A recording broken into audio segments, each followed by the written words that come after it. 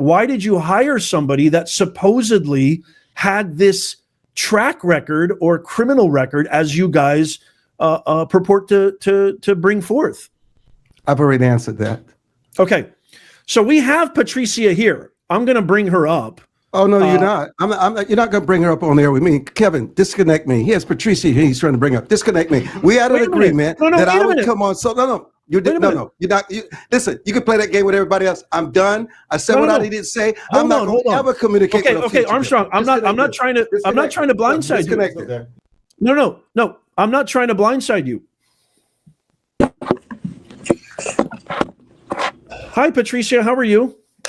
Hi, I'm good. Sorry about that. So that was a story that we did over a year ago. A lot of you guys might remember where we had a whistleblower, a Fani Willis, Cash Money G whistleblower. I haven't talked about her in a long time.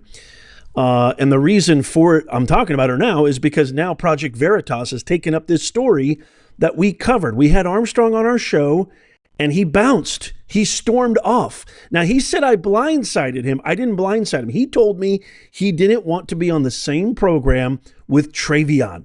He said nothing about the whistleblower, Patrice. So I didn't have Travion. I respected him, and I honored his wishes. Well, guess what? He stormed off, and he keeps saying that he's not going to dignify this with a response. He claims there's nothing to this. Well, now Project Veritas has just taken this up.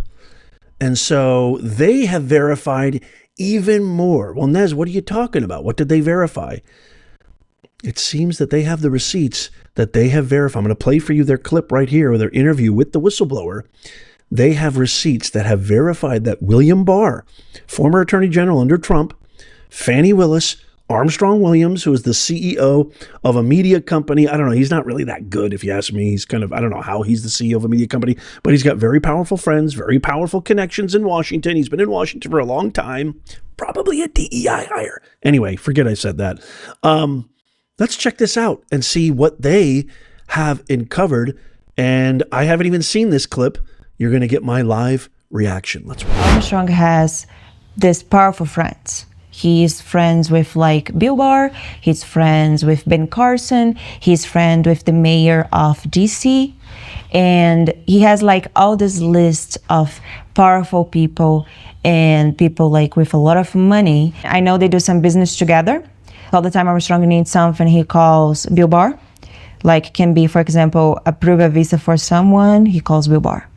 Or for example, do some kind of lobbying with, for example, Turkish Airlines, he calls Bill Barr. Bill Barr is like the person that we call to resolve any kind of problems or situations.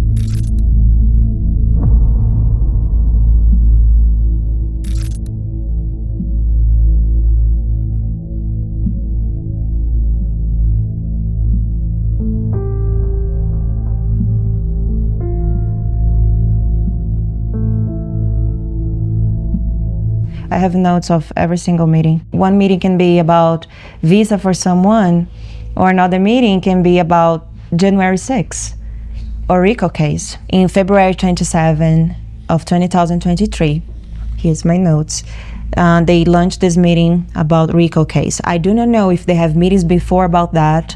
That was the first time that I heard and that I learned about that.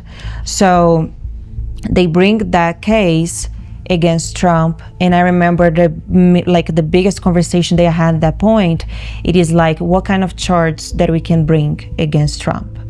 And they discussed like few charges under American law, and that's when Bill Barr, and I will never forget that, Bill Barr was like, we should bring RICO because it's a very difficult type of charge to defend. Bill Barr was like very focused and bring the RICO case because he explained to Fani Willis the RICO charge is one of the most hard to defend in court because under the American law, the RICO charge can be anything. Like it's not very specific.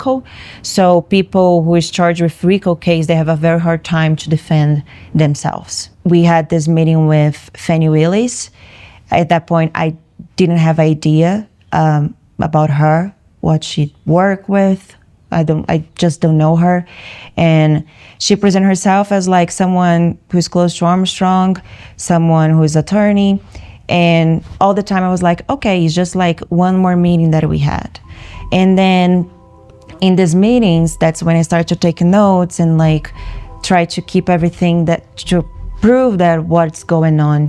One thing that I understood very well is like Bill Barr and Armstrong and all the politicians too, they're very focused like in how they go to stop Trump. And one thing that I heard a lot is like how they go to prevent America to have Trump again. So in my views of politics, what I think it is, they probably realized very soon that if Trump runs again, he probably will win the election, as he did. So in that point, they just want to like prevent that.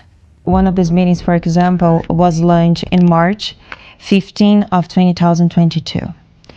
And this meeting was at Sinclair Broadcast. And in that meeting was when I like started to learn more about Fani Willis and about some guy called Jack Smith and about investigation involving January 6th.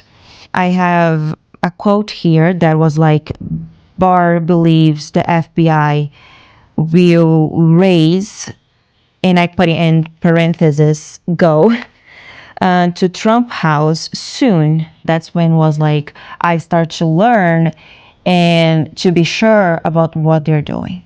Was like they're planning and they create crimes and situations to go after everyone. In that meeting, we also spoke about the meeting that we had with Facebook, and the person in Facebook was helping us and giving us direction to create content against Trump and against the January 6th was called Daniele.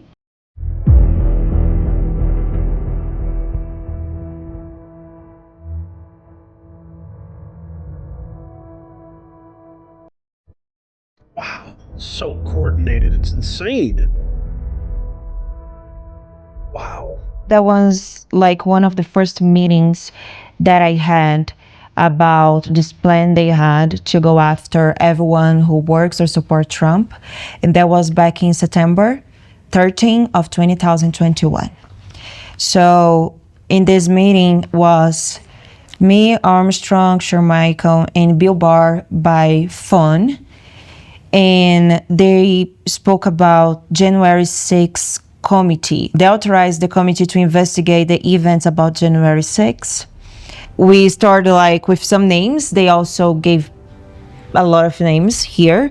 We have like Michael Flynn, Steve Bannon, Rudy Giuliani, Jeffrey Clark, Oath Keepers, Proud Boy People, Proud Boy Group, Scott Perry's, Jim Jordan, a group called Stop They Steal, Brad, again, Hafesbergen, Shamos, Ruby Freeman, Patrice Cipollone, Alex Jones, Nick Fuentes, and we have some target people, which is like the people they want to target more, and that was like Stuart Rhodes, and Enrique Tarrio, and Roger Stone.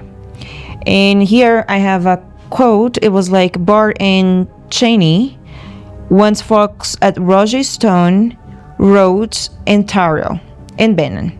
And also in Kimberly Guilford, who is close to Trump.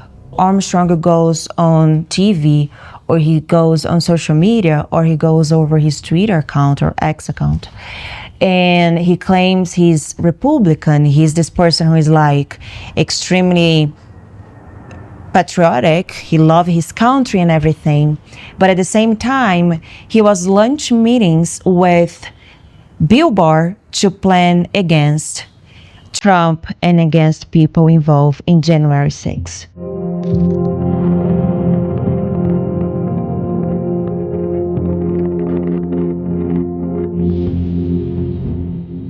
Armstrong never got caught for things that he does. He was inside of the Capitol Hill in January 6th. And then I start to understand he's never caught for that because he's friend with the mayor of DC. He was friend with the chief of police of DC. I'm talking about people who went to jail. And these people, they have families, they have lives. Some people with cancer. I know a case with cancer. The person got arrested and went to jail because of January 6th. But at the same time, those people are there because people like Armstrong was telling them to be there, was telling them no, it's completely fine if you be here. And when the things start to happen over there, Armstrong is no, we can go inside and let's do this. So what kind of person does that with people?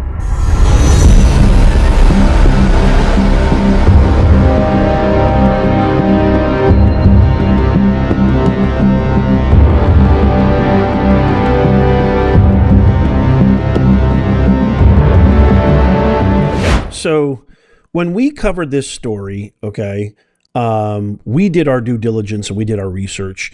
And yes, this Patricia person does have some things that are going on in her background that are a little bit fishy. But the fact of the matter is, and I brought this up to Armstrong, you hired her. You hired her.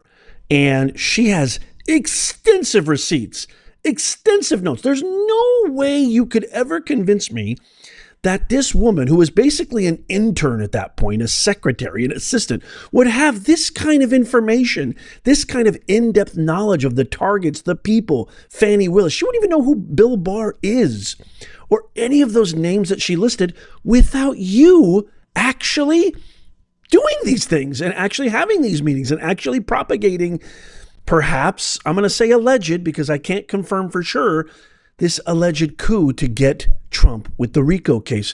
But boy, let's just say let's give Armstrong the benefit of the doubt. Let's say we believe his story. This is all BS. This is all just trying to defame me and trying to bring me down. It's all false. She's a criminal. She's a liar. Let's just say that's true. There's still so many question marks, and my gut feeling, my vibe. Why would you storm off my set? The way that you act, the way you try so hard to defend this, it just reeks of fishiness at the very least. Project Veritas, they do a great job. I totally support them. I totally advocate for them all the time. I'd love to get your thoughts on this. If there's anything more that comes of this, I will definitely keep you abreast, as I always do. Do you believe Patricia or do you believe Armstrong? Do you believe this is all just a hoax? You look at some of those receipts, the emails from Meta, the emails and text messages from Armstrong, Bill Barr, the notes, the receipts, it all seems very viable to me. So let me know what you guys think in the comments. I can't wait to hear what you have to say about this. Check out these videos coming up on the screen right here, just in case you missed them. Tap my face right here to subscribe and follow. It doesn't cost you a thing. And as always, may God bless you and God bless the USA and all who defend her. I'll see you soon.